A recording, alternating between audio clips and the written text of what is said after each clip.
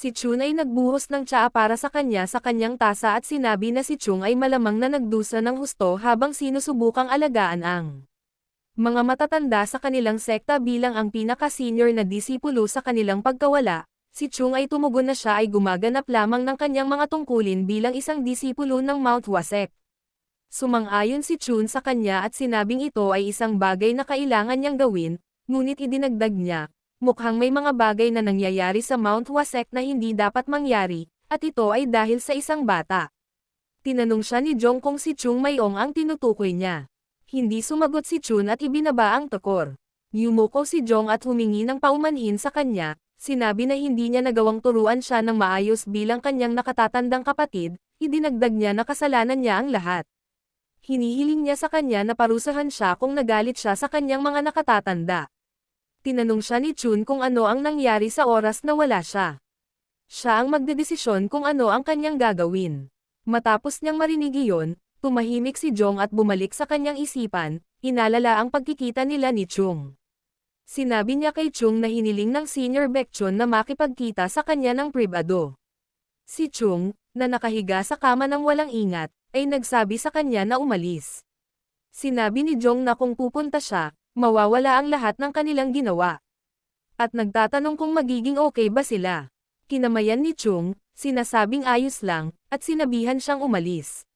Natigilan si Jong, lalo siyang nakaramdam ng pagkabalisa, dahil hindi naman gaanong nagre-reaksyon si Chung, naisip niya na hindi siya mapakali kung binigyan niya ito ng mga tagubilin kung ano ang gagawin habang nakaupo doon. Naisip ni Jong na tama para sa kanya na sabihin ang senior ang mga detalye, ngunit hindi niya maiwasang maramdaman na siya nga pagtataksil kay Chung Mayong. Bumantong hininga siya para pakalmayan ang kanyang nerbiyos, at sinimulang sabihin sa kanya ang tungkol dito.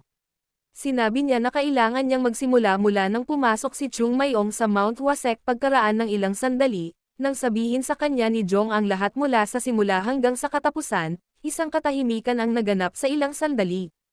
Hiniling ni Jun na kumpirmahin na sinasabi niya na natuklasan ni Chung ang kanilang mga kayamanan ng sect at martial art na mga libro. Sagot ni Jong na ginawa niya. Tinanong ni Chun na, bukod sa paghahanap ng mga libro sa accounting at pagbabayad ng lahat ng utang ng Mount Wasek, nakikita rin niya ang kanilang mga negosyo. Si Jong muli, sumagot ng oo na may dilat na mga mata, na may pagtataka. Nagtanong si Chun hindi lang kung pinagaling niya si Elder Huang, ang Union Merchant Guild Master, at ngayon ay inaalagaan nila ang pananalapi ng Mount Wasek. Si Chung ay naguguluhan at sumagot na ito ay tama. Si Chun ay lubos na nabigla, ngunit pagkatapos ay umupo siya at huminahon, nagpapanggap na naiintindihan ang sitwasyon. Pagkatapos ay sinabihan niya si Jong na umalis. Tumanggo si Jong at tumayo para umalis. Hindi man lang siya nilingga ni Chun pagkaalis ni Jong, sinabi ni Baeksang, na natulala rin, na ang sinabi lang ni Chung ay nangangahulugan na nalutas na talaga ni Chun Mayen ang lahat ng sakit ng ulo na kinakaharap ng Mount Wasek. Sinabi ni Chun na naiintindihan na niya ngayon kung bakit ganoon ang pakikitungo ng mga matatanda sa bata. Idinagdag niya na hindi lamang ito isang bagay na gumawa siya ng isang malaking kontribusyon. Hanggat kasama siya sa Yona Merchant Guild, lalago lamang siya sa impluwensya habang kumikita ng mas maraming pera ang Mount Wasek salamat sa kanila. Kinagat ni Chung ang kanyang mga labi, nag-aalala na hindi katakataka na ang sect leader ay nakikipagpulong sa kanya ng pribado. May naisip si Beck at sinabi niya na sa totoo lang ay maaaring hindi ganoon kalaki ang kontribusyon kung iisipin ito ni Chun sa ibang paraan. Tinanong siya ni Chun kung ano ang ibig niyang sabihin doon. Sinabihan siya ni Beck na mag-isip tungkol dito. Tinanong niya siya kung ang Mount Wasek ay hindi isang martial arts sect. Idinagdag niya na hindi makatuwirang magpakita ng pabor sa isang bata na kumikita lamang ng pera maliban kung ang Mount Wasek ay baligtad. Nagtatanong siya kung paano posible ang isang bagay na ganoon. Sinabi ni Chun kay Sang na dapat siyang mag-ingat sa mga sinabi niya. Idinagdag niya na kung marinig ito ng kanilang mga nakatatanda at engranding nakatatanda, sila ay lubos na malungkot tungkol dito. Nilinaw ni Beck na hindi niya sinadya iyon. Sinabi ni Chung na, gayunpaman, ang sinabi niya ay hindi mali. Nagulat si Sang ngayon. Sinabi sa kanya ni Chun na tama siya. Ang Mount Wasek ay isang martial arts sect, gaano man kalaki ang kinikita ng isang tao, hanggat hindi sila merchant guild, ang pinakamahalagang bagay ay dapat pa rin ang martial arts. Bukod sa Mount Hua at Southern Edge Conference ay gaganapin sa lalong madaling panahon. Hindi maintindihan ni Sang ang gusto niyang sabihin. Chun Expo. Nangangahulugan na kapag napagtanto ng kanilang mga matatanda na malapit na ang komperensya, hindi na nila magagawang patuloy na bigyang pansin ang mga third-class disciples. Dapat muna silang tumutok sa martial arts, paglipas ng panahon, tiyak na babalik ang lahat sa dati. Tinanong ni Beck si Chun, kung ang mga third-class disciples ay hindi rin sumasali sa conference kasama nila. Tinanong siya ni Chung kung bakit halata ang tanong niya. Sabi ni Beck, kung ganoon nga, hindi pwedeng sila lang ang nagte-training. Tinanong niya kung hindi nila dapat subukang pigilan ang mga third-class disciples na mapahiya. Hiniling sa kanya ni Chung na sabihin sa kanya ang higit pa tungkol sa kanyang iniisip. Nasa sabik niyang sinabi na kung iniisip lang nila ang tungkol sa kanilang sarili, kung gayon ang pagtutuon lamang ng pansin sa kanilang sariling pagsasanay ay magiging tama. Ngunit bilang mga nakatatanda ng third-class disciples, hindi nila magagawa iyon. Iminumungkahi niya na magtanong, paano kung tinatanaw ang pagsasanay ng third-class disciples? Sa personal, nag-isip si Chun para sa isang puting buntong hininga at sinabi, si Sang ay talagang isang taong pinahahalagahan at iniisip ang Mount Hua sect.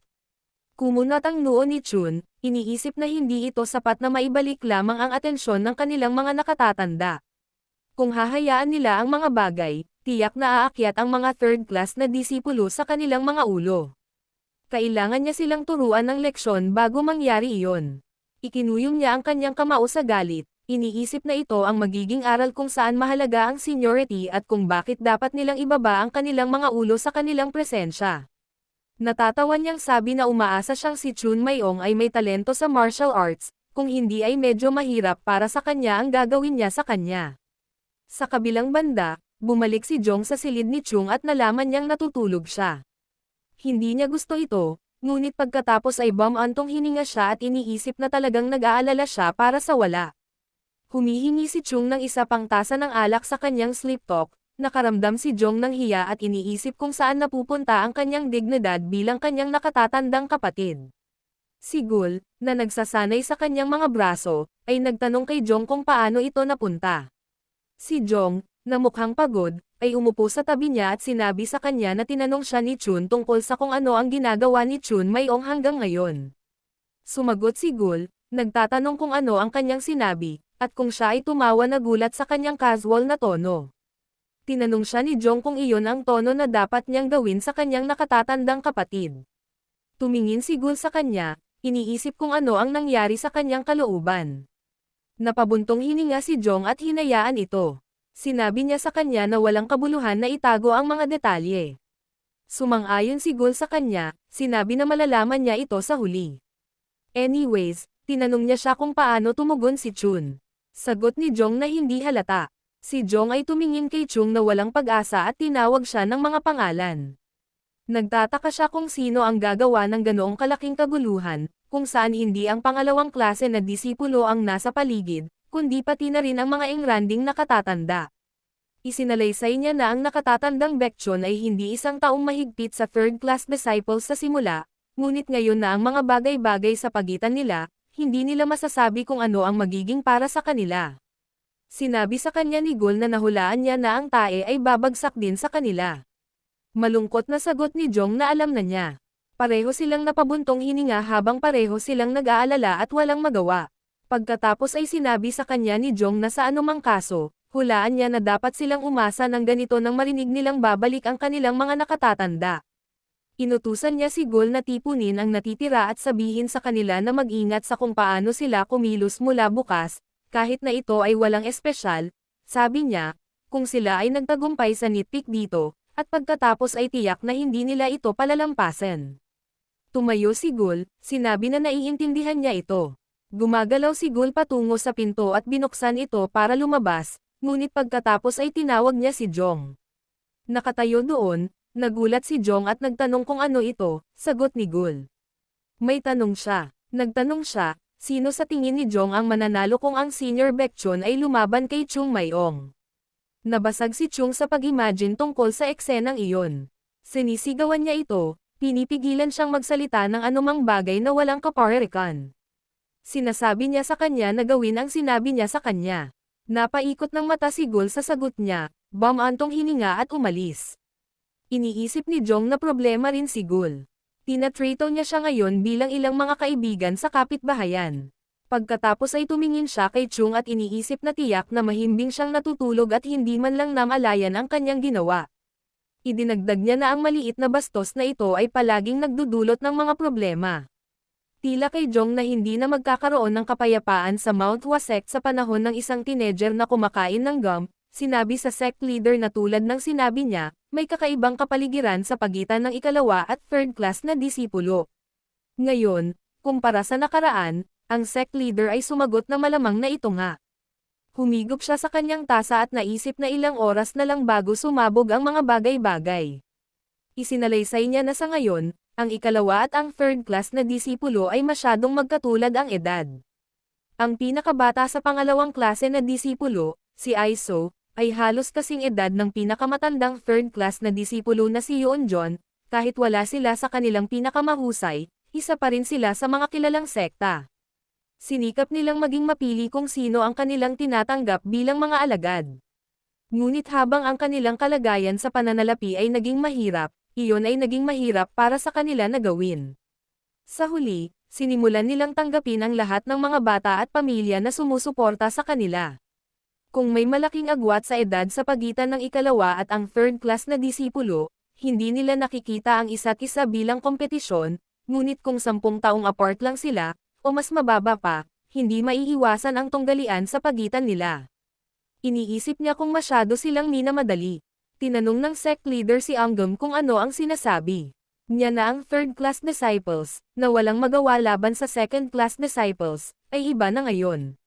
Sagot niya na tama. Iniisip ng leader ng sekta na ang kanyang inaalala, ngunit hindi nangyari noon, ay sa wakas ay nagaganap. Ang pagkakaiba sa pagitan ng ngayon at noon ay ang pagbabago ng gitnang figure. Isinalaysay niya na noong sina Yeonjong at Jogul ang core ng third-class disciples, sila ay mga disciple of the Mount lamang. Siya ay isang sekta ngunit ngayon na sila ay nagtitipon sa paligid ng Chung Mayong, tila sila ay naghahanap upang bumangon at gumawa ng higit pang unggumbos ang kanyang ulo, humihingi ng tawad sa leader ng sekta, na sinasabi na ito ay dahil siya ay kulang. Sumagot ang sect leader na hindi niya kasalanan. Siya kasi ang nag-propose na gawing hiwalay na gusali ang puting plum hole. Sinabi niya na sa unang lugar ay nilikha nila ito dahil nakita nila ang problemang ito na lumitaw nang magsimula silang tumanggap ng mga third class na disipulo ng mas maaga kaysa sa nararapat. Nais nila ang pangalawang klase na disipulo mula sa ikatlong klase na disipulo upang sila ay matuto mula sa unang klase na disipulo habang nagsasanay kasama ang kanilang mga kapantay. Idinagdag niya na dahil walang matutunan ang third-class disciples mula sa second-class disciples, natural na lumaki sila ng apart. Tinanong ni Anggum ang sect leader kung paano niya balak magpatuloy mula ngayon. Tumugon siya, nagtatanong kung ano ang maaari niyang gawin tungkol dito, at nagkomento na ganoon talaga ang mga tao. Muli siyang humigop mula sa kanyang tasa at sinabing hindi naman masama para sa kanila na magkasalungat paminsan-minsan. Pagkatapos ay tinanong niya kung hindi ito papasa sa huli, binanggit ito ni Anggum patungkol sa kanilang mga disipulo. Kung magkamali ang mga bagay-bagay at mag-away sila, wala na sa kanilang mga kamay ang sitwasyon. Pinahinto siya ng sect leader doon at sinabihan si Anggum na magtiwala sa kanila. Napangiti siya at sinabing si Baekchun ay hindi isang taong magpapakalabas. Nagulat si Anggum sa narinig. Napagtanto niya na hindi talaga nakukuha ng leader ng sect ang larawan. Isinalaysay niya na ang problema ay hindi si Baekchun kundi si Chung Mayong. Sa tingin niya, kahit na ang sect leader ay binibigyang pansin si Chung Mayong, hindi pa niya ito personal na tinuruan noon, kaya ang tingin niya sa kanya ay ang maswerteng bituin na nahulog sa Mount Hua sect. Tinanong ng sect leader si Anggum kung si Baekchun ay hindi magalang at matuwid na bata. Idinagdag niya na maaaring nagalit si Chun dahil nasaktan ang kanyang pride, ngunit sigurado siyang hindi si Chun ang taong hahayaang umasim ang relasyon ng pangalawa at third class na disipulo. Ang sect leader ay maikli. Si Anggum ay magbabalot ng mabuti.